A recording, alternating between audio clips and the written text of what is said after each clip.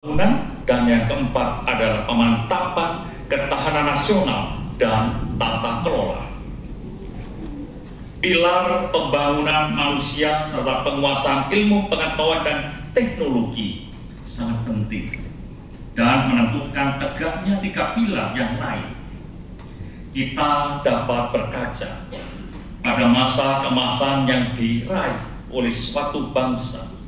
Sepanjang sejarah peradaban manusia selalu ditandai dengan keunggulan sumber daya manusia. Jika pada masa lalu keunggulan suatu bangsa lebih didukung oleh kekayaan alam, maka kini kita telah mengalami di mana penguasaan teknologi informasi dan komunikasi lebih menentukan kemajuan dan kekuatan suatu bangsa.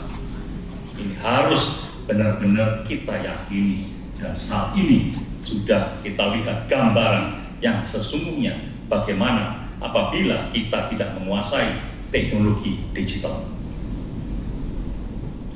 Pilar pembangunan ekonomi berkelanjutan hanya dapat dinikmati manfaatnya jika sektor-sektor ekonomi kreatif dan berbasis kecerdasan yang dikembangkan. Ekonomi yang berbasis sumber daya alam seperti tambang, perkebunan, dan perikanan harus dikelola secara cerdas agar tidak membawa petaka dan tetap dapat dinikmati oleh generasi mendatang. Pilar pemerataan pembangunan telah didorong dengan penguatan dan pemerataan infrastruktur di seluruh pelosok Indonesia untuk menciptakan pemerataan pertumbuhan ekonomi. Namun, tanpa adanya pemerataan pembangunan manusia dan penguasaan ilmu pengetahuan dan teknologi, masyarakat setempat tidak akan memperoleh dampak signifikan, bahkan dapat meningkatkan kesenjangan. Pilar pemantapan ketahanan nasional dan tata kelola ini memerlukan sumber daya manusia yang menguasai ilmu pengetahuan dan teknologi. Mengingat ancaman ketahanan nasional tidak hanya ancaman fisik, militer, dan keamanan. Demikian pula dengan tata kelola pemerintahan yang bersih dan demokratis hanya dapat dijalankan oleh sumber daya manusia yang profesional dan berintegritas. Hadirin yang saya hormati, visi Indonesia Emas 2045 dengan jumlah penduduk mencapai 309 juta jiwa. Dari jumlah itu, diantaranya 52% berusia produktif, 75% hidup di perkotaan, dan 80% masyarakat berpenghasilan menengah. Angka partisipasi kasar Gross Enrollment Ratio sumber daya manusia yang menempuh pendidikan tinggi di Indonesia akan mencapai 60%. Hal ini menggambarkan bahwa fasilitas, kapasitas, aksesibilitas, serta partisipasi masyarakat Indonesia terhadap pendidikan semakin baik, khususnya pada jenjang pendidikan tinggi.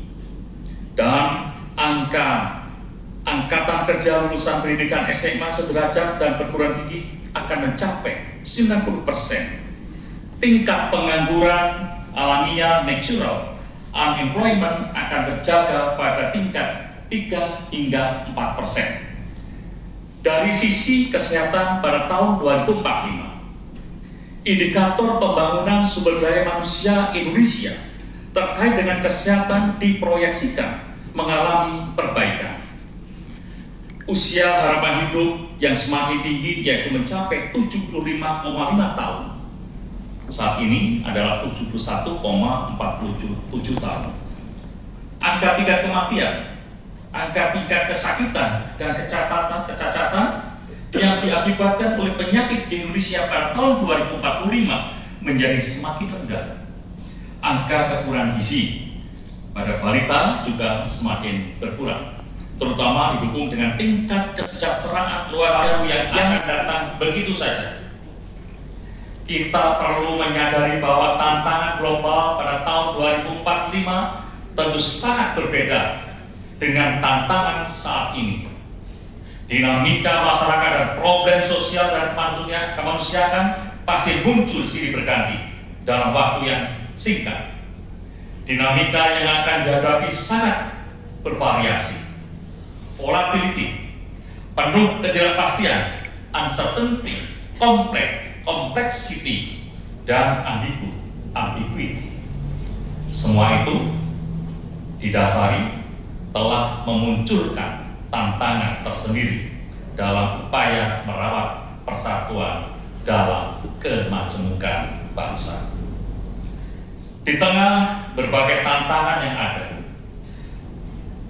upaya merawat persatuan dalam kemajemukan bangsa merupakan tanggung jawab seluruh komponen bangsa.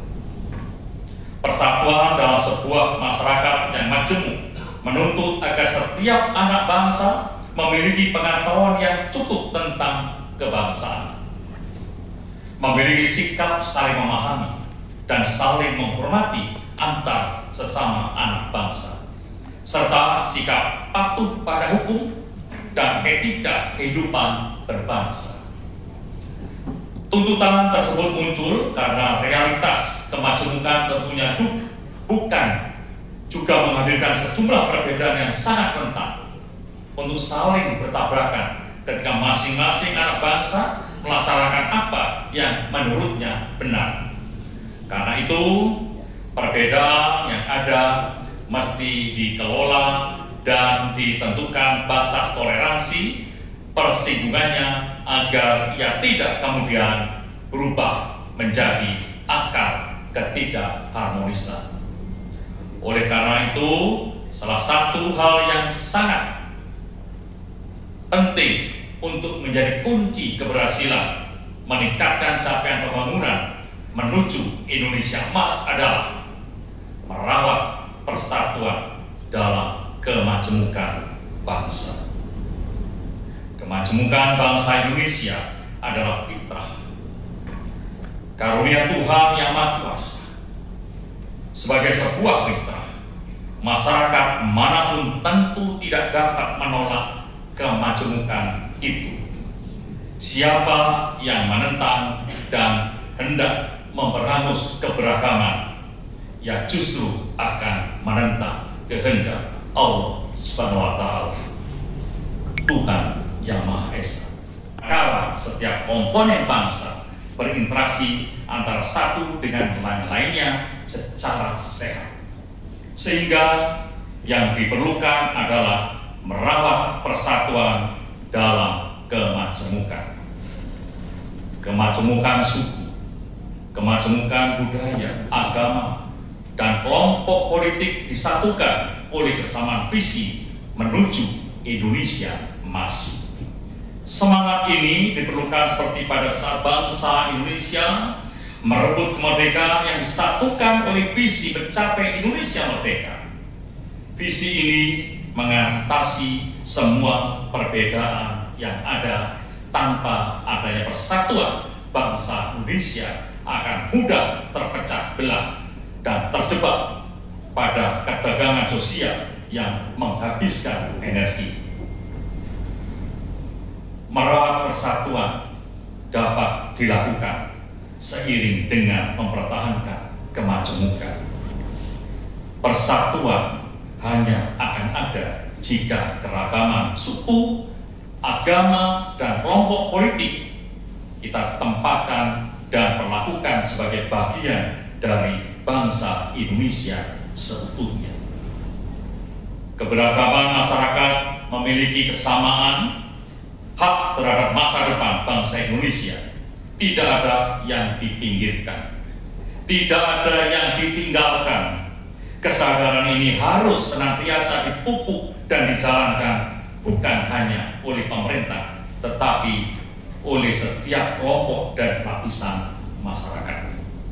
Kita yakin dengan merawat persatuan dan kemajemukan bangsa Indonesia, kita mampu mewujudkan Indonesia Emas tahun 2045. Hadirin yang